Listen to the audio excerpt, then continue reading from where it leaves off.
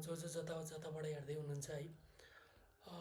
आज मैले खास यो केपो किनेर लिएर आएको थिएँ। अनि यो किनेर लिएर आउनुको कारण के हो भने खास धेरै गीतहरूमा चाहिँ केपो युज गर्दो रहेछ।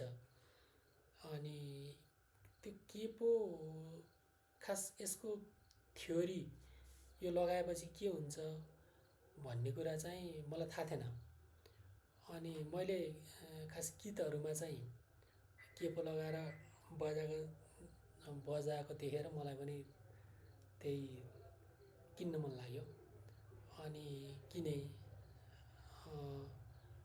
300-400देखि त्यो स्टार्ट हुँदो रहेछ त्यसको प्राइस। अनि कति 600-700-800 सायद यो कति 800-900 कतिको। अनि त्यो लिएर आएपछि यसको अलिकति थ्योरी भनौँ न, यो लगाएपछि के हुन्छ त्यो भन्न मन लाग्यो। खास यो उयो छ नि, यो चाहिँ कस्तो भने अब हामीले यो तलको बजाउँछ नि, यो हाई स्ट्रिङ ई स्ट्रिङ, हाईवाला ई स्ट्रिङ, यो चाहिँ ई, अनि योभन्दा माथिको बी, अनि जी, डी, ए, सबभन्दा माथिको चाहिँ ई हुन्छ होइन, low string E, B, G, D, A, E हुन्छ। त्यो चाहिँ के हुँदो रहेछ नि, यो यहाँनिर भएर कि यो नट यहाँनिर भएर त्यस्तो भयो। अब यो यदि यो केपोलाई यहाँनिर यसरी हालिदियो भने होइन, यो फर्स्ट फ्रेटमा केपो हालिदियो भने के हुँदो रहेछ नि, यो जस्तो त्यो अघिको पोजिसन जस्तो यसलाई चाहिँ ओपन स्ट्यान्डर्ड ट्युनिङ भन्दो रहेछ होइन। यो E, B, G, D, A, ईलाई ओपन स्ट्यान्डर्ड ट्युनिङ भन्यो, यसलाई स्ट्यान्डर्ड ट्युनिङ भन्यो। हामी यो फर्स्ट फ्रेटमा केपो लगाएपछि के हुँदो रहेछ भने सबै त्यो माथितिर ट्युन हुँदो रहेछ क्या। जस्तो यो अब ईको एफ भयो, यो फर्स्ट फ्रेटमा केपो लगाएपछि होइन, यो ईको एफ भयो, यो बीको सी भयो, अब यो एफ, यो सी भयो होइन।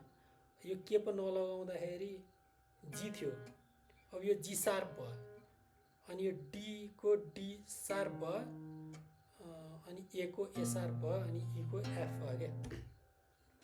त्यो भएर अब हामी एक स्टेप हाई भयो। त्यो चाहिँ किन भएको होला जस्तो मलाई लाग्यो भने नि, जस्तो यो केपो नहुँदाखेरि यो स्ट्रिङको लेन्थ बढ्यो होइन, अनि पिच घट्यो।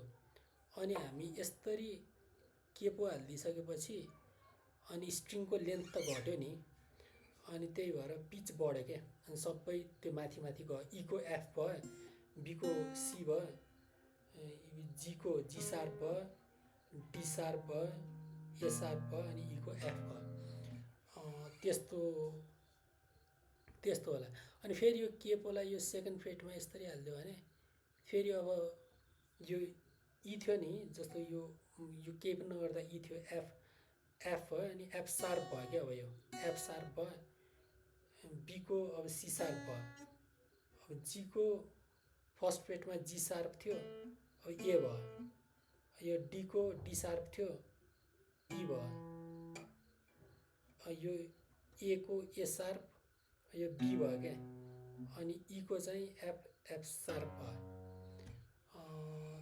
त्यो हुँदो रहेछ। अब जस्तो केपोलाई जति यता लिएर आयो त्यति स्ट्रिङको लेन्थ घट्यो, अनि पिच चाहिँ बढ्दै गयो। मैले थाहा पाएको यति हो। अब यो केपोहरू लगाएर कुनै गीतहरू बजाउन सिक्छु। अनि यो फ्रेट यो जस्तो यो के भन्छ, यो हुन्छ नि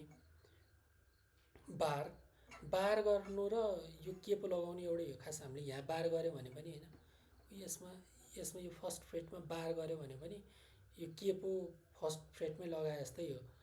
अनि सबै त्यो स्ट्रिङको लेन्थ घटेर पिच हाई हुने त्यो रहेछ। यो बार गर्नु र त्यो केपो लगाउनु एउटै हो। तर मलाई यो चाहिँ थाहा छैन कि हामीले यो केपो लगाएपछि बार कर्डमा बार कर्ड खेल्नुपर्छ कि पर्दैन त्यो चाहिँ मलाई थाहा छैन, किनभने मलाई अहिलेसम्म नि यो बार कर्ड चाहिँ आउँदैन। यो पनि त्यति राम्रोसित बज्दैन।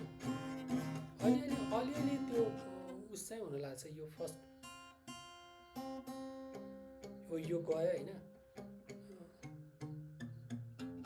यस्तो हुन्छ, राम्रोसित त्यो बज्दैन।